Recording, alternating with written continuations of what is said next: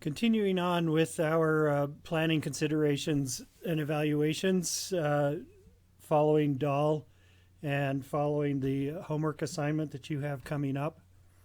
Oops, went too far. So we got through the first three. We're starting the fourth. We'll move a little bit faster through these the last set here. So establish a substantial experience.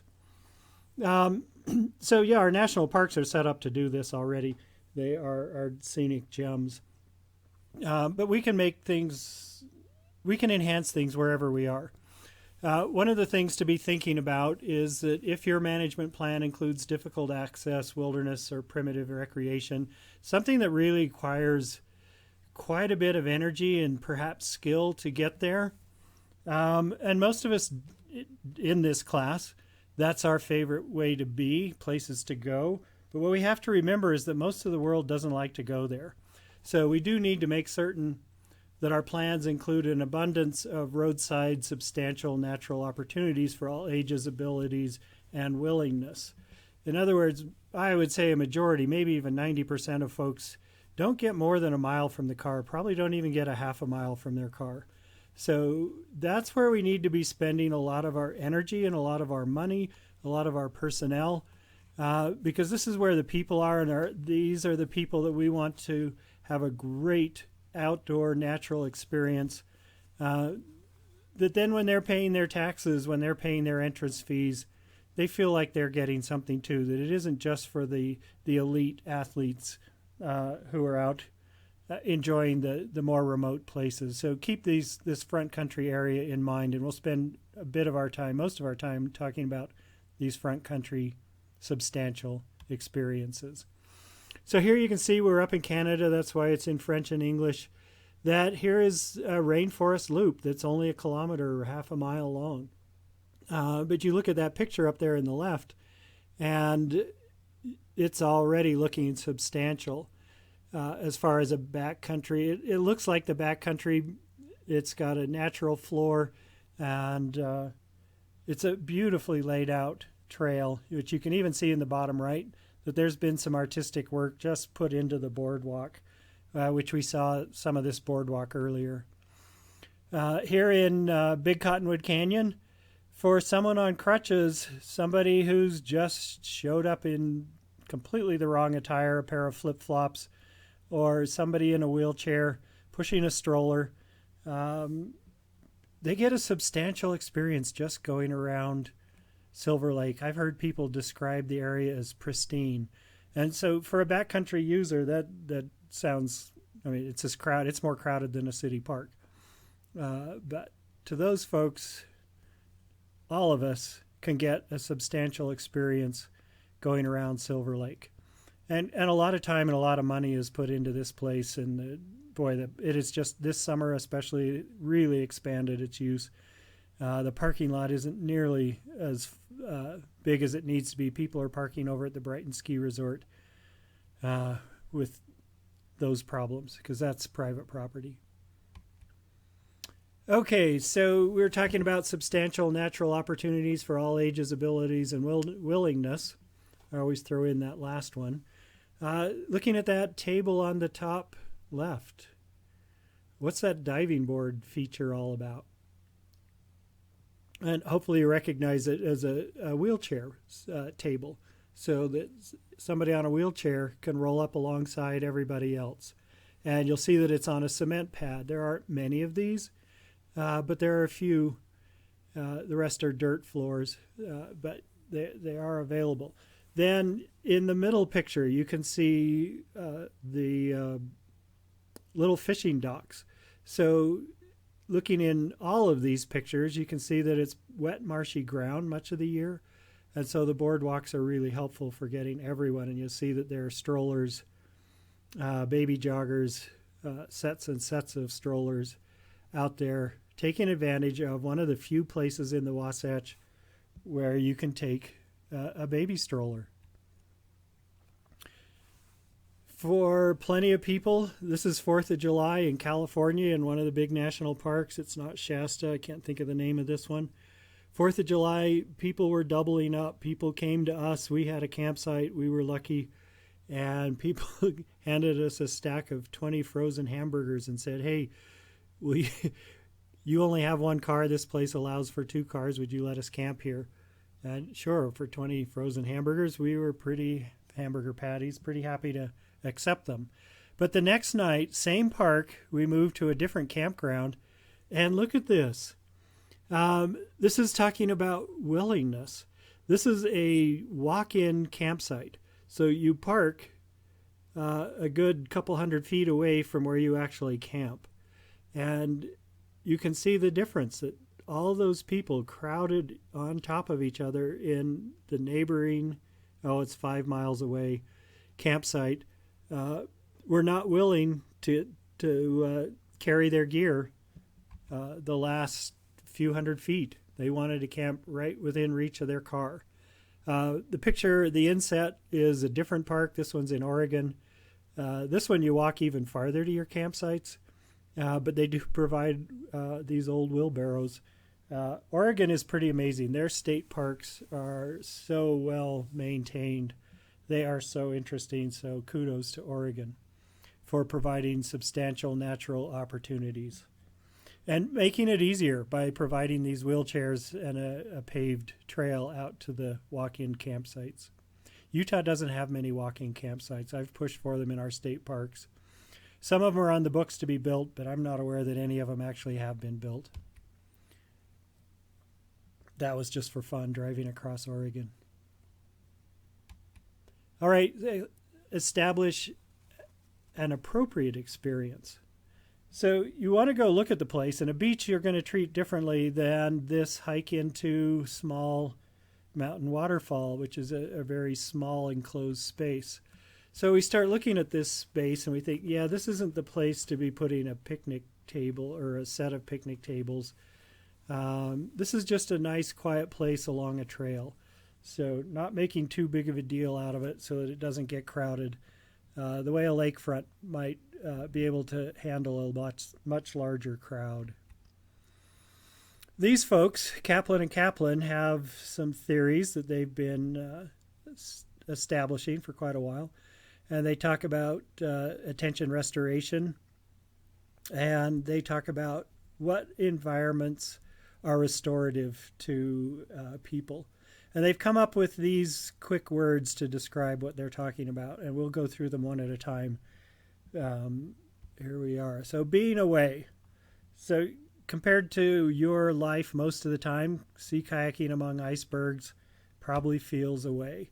But only if it reduces mental fatigue. If you're just terrified the whole time, being away, yes, you're being away, but it might not be reducing fatigue. So it does have to be an environment that you're comfortable with.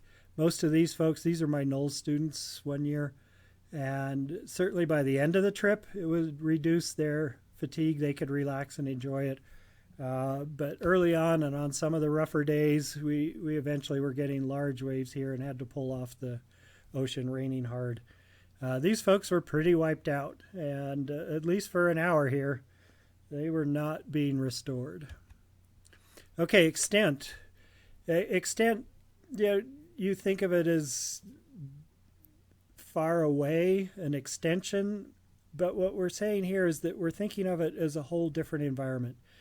There's the campus right below this picture out into the valley, but the foothills right behind campus and that Bonneville Shoreline Trail, you can feel like you're in a whole different place even though you're looking right down on the campus that you may have had enough of and are ready to escape.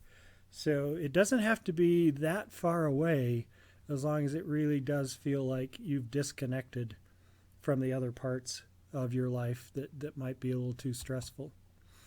How wonderful that here we live in Salt Lake City with mountains right behind us where I can take my 7-year-old powder skiing, and it feels very different from going to school. And same thing, on the right side, just outside of this picture is the Salt Lake Valley. On the left side is the Wasatch Mountains in City Creek Canyon. So even though it's right, they abut each other, it does feel like a whole different environment. Fascination can also be overdone. Things can be too scary. But most of us love new, interesting places. We like solving problems, wondering what's around the corner, what's over the mountain. And here we are. This isn't a technical wilderness river trip, but it's a wild place. It's in a state park in New York in the Adirondacks. And we are getting curious as to what that sign up there says. So here we are pulled in. Approaching dangerous rapids. Exit at the canoe carry just ahead on your right. Because, yeah, not too far below that takeout, you can hear a very big noise. And you've got a short set of rapids, of really rocky rapids, and then it goes off about a 12-foot waterfall. So, yeah, you do not want to canoe off a 12-foot waterfall. But how interesting. And now we have the problem to solve, the puzzle to solve, of getting ourselves around it. And the sign does tell us that there is a canoe carry on the right. So taking some of the stress out of the situation, it lets you know in advance that you need to pull over. Compatibility with one's inclination and the environment. So with less experience, you might look at this and say, this is a pretty scary looking place. And that picture on the right, that spire is beyond my inclinations. But where I'm standing on another summit more right above the guy's head. Quite a bit easier to get to. Still sheer drop-offs, but that one was compatible. Where I'm standing is compatible to my interests. Someone else might find the beach to be far more compatible. And the same person on a different day can find compatibility in many, many places. Principle 6, safety and technical requirements satisfied.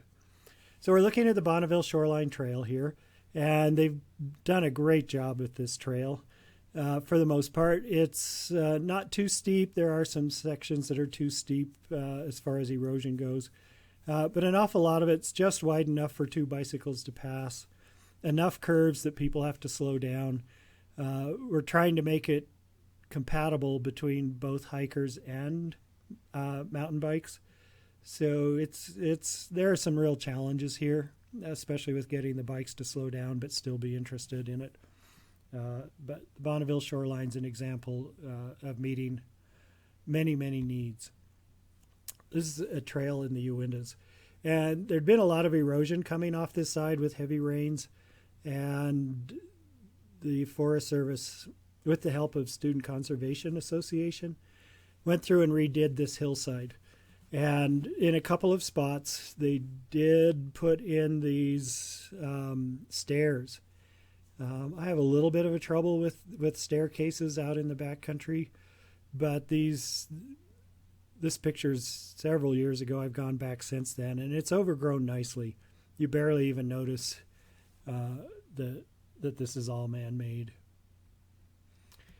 Rock cairns are something we see a lot of in southern Utah especially, and you really need to be able to see 4 at a time. Some of these are put in by the Park Service, some are put in by hikers, and the Park Service will go through and remove them. But yes, you do need them. You have to also remember that less experienced hikers probably do like to see 2 or 3 at a time, so they aren't wondering when they get to the last one if they'll be able to see where they're going.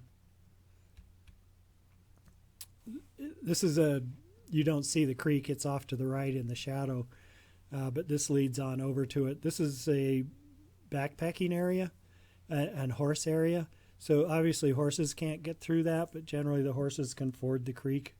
But this is a pretty interesting. I wondered if this satisfied when I first looked at it because it's fairly new. I was afraid that it was too narrow to have a backpack and a handrail. And it's definitely too narrow to not have a handrail. But it turns out pretty much you do fit with your backpack. And it's a very substantial handrail for hanging onto. So it does meet the technical requirements of getting across that creek, which is still out of view to the right. It's a small enough creek in late summer that you can step across it, but in high water, it's taken out a number of bridges. So this one has been one of the big survivors. So technical requirements are going to include parking there. You can see at the trailhead there's an outhouse. That's a good thing to have at a trailhead. This parking lot overflows like all of them nowadays. Yeah, we saw this picture earlier that in this area, people wanted to camp right there pretty much on top of each other and next to their cars. It was the happiest campground I've seen. You can see the towels because there's a lake a short walk from, with kind of a beach, a very short walk from the camp, or yeah, the campground. So you didn't have to drive to it. And as I showed you earlier, there is a walk-in campground that even on the 4th of July wasn't heavily used.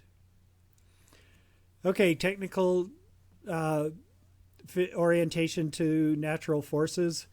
You look at this and you think, oh, well, it's obvious you don't put a parking lot here, but even the Hellgate Lodge at Alta gets hit by avalanches. So not everybody's considering the orientation to natural forces.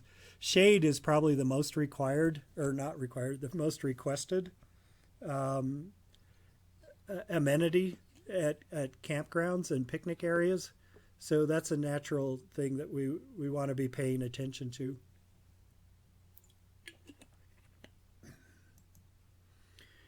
And yes, this is a campground. Very foolishly put right in alongside a creek that you can see is in flash flood. I've been there twice when it's been hit by flash floods.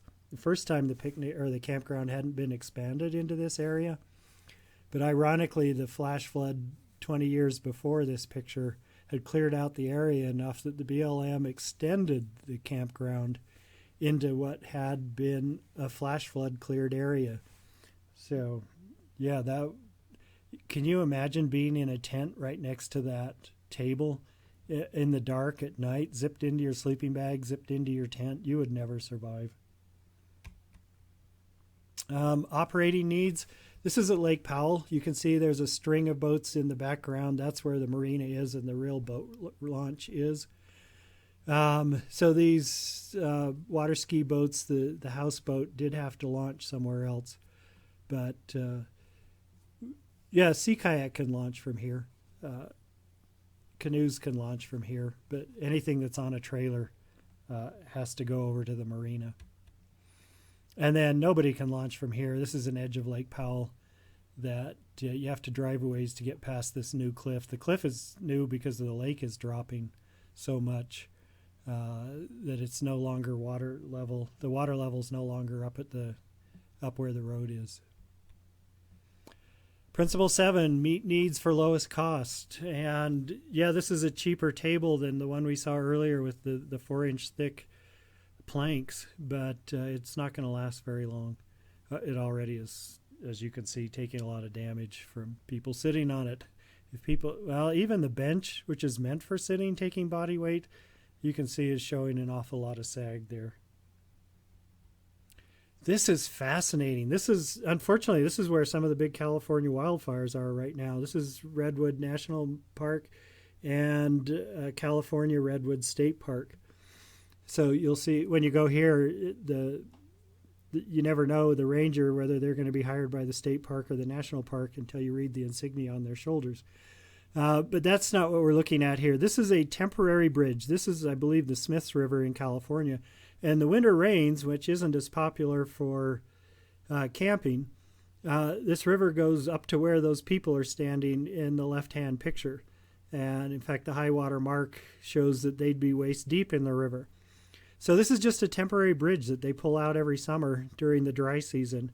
They do have very seasonal weather patterns. They just rig this whole thing together and hold it together with cables and only use it in the summer.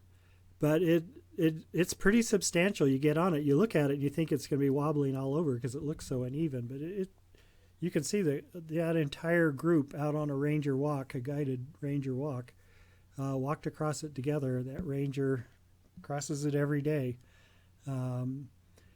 A footbridge that would be high enough would be a multi-million-dollar bridge. So this is pretty cool. It comes right out of the campground. so rangers can lead talks without people having to get in their cars and drive. There is a road bridge several miles away, but this way, for the lowest cost, they can do a substantial crossing, or a crossing of a substantial, very slow stream at this point. You could probably walk across it if you were really determined. It might get mid-thigh deep in a few spots. But anyway, this bridge is great. It was a little scary looking when I first saw it. Our last principle, we're moving right along. Provide for supervision ease. This can be tough. So the farther back you are, the harder it is. The farther back you are, the farther away you are from your cars, from the parking lots, from the outhouses, the bathrooms, the ranger station.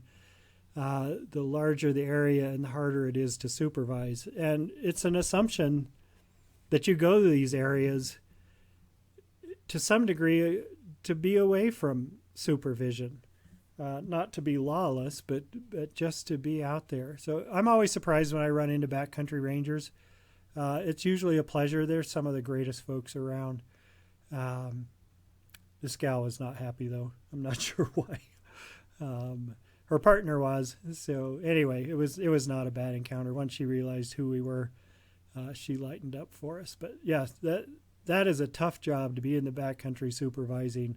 And a lot of rangers will start with their tough attitude and then soften. Okay, here's Timpanogos Cave. We've used that as an example earlier today. And they've provided supervision ease by locking doors. They build a door frame, and they have heavy, nearly 3-inch thick doors that they lock to protect the inside of the cave. And as I told you before, the first cave that was easy to get into has lost all of its stalagmites and stalactites. There are just no cave features left in that original cave anymore, because when it was first discovered, there was no supervision. Even though this was the 1920s, people were hiking up there without a trail and hauling off train loads of cave formations. This is an area called the Black Box of the San Rafael Swell, and the county sheriff, Emery County, has a hard time with supervision in here because it's a 17-mile hike. I think I mentioned that earlier. And a lot of people don't make it out before dark, and their family and friends call in a panic, and the sheriff's department gets called out all the time. They would love to close it because it's so difficult unless you know how to rappel and where to rappel in, which is the picture you saw earlier. So, yeah, quite a range of supervision, really tight supervision at Timpanogos Cave, and pretty wide open Bureau of Land Management Forest Service areas. That's the upper Black Box from above. It's quite a slot canyon. Really high water. It's a pretty incredible Class 5 kayaking, 15-foot waterfall, and so on.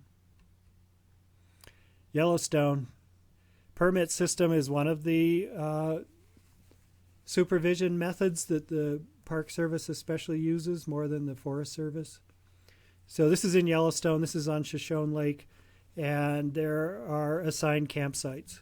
So you can sign up months in advance, or they leave a few open for signing up 48 hours in advance. But otherwise, you're on your own. And what was almost, it was a spiraling sky. It didn't turn into a tornado, but boy, it laid down a couple of inches of hail. Grand Canyon has had lotteries. Before that, it had a waiting list of 11 years before you got your permit. And they've stopped doing the waiting list, and they've gone to a lottery system. So you get a new chance every year. Doesn't mean you'll get it ever, though. Okay, that's our PowerPoint that leads to homework assignment number 3.